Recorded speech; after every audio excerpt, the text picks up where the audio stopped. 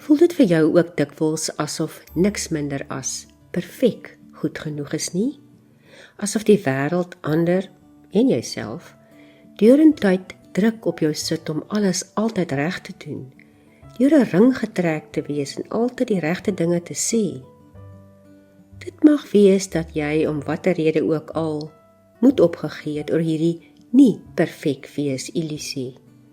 Maar dit kan ook wees dat jy gedurig nog jouself kastei met jou swakhede, veral as jy jouself met ander vergelyk.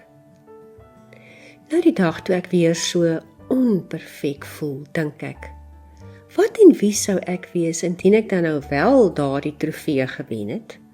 Sou ek met deernis en liefde na ander kon kyk? Sou ek ander maklik kon vergewe in die wete dat ek ook maar dikwels struikel?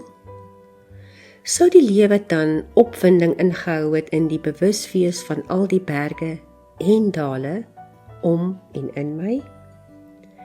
Nee, ek dink eerder dat sogenaamde perfektheid, sogenaamde altyd reg en uitmuntend wees nogal vervelig kan wees.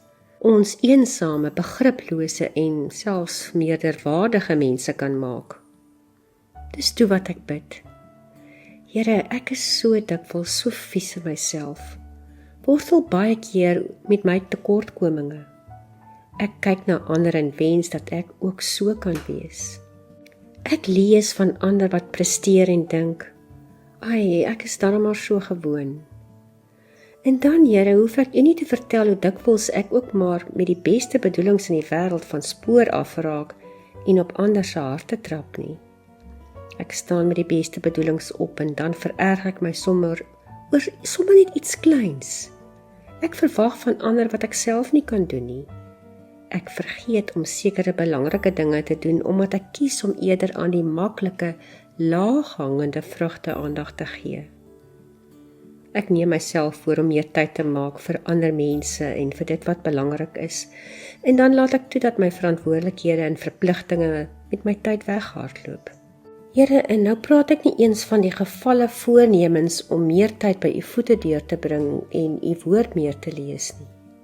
Dankie Vader dat u met die wete dat ons almal so vol krake is, u seun gestuur het om ons skerwe menswees op te tel en ons skoon te was met sy bloed.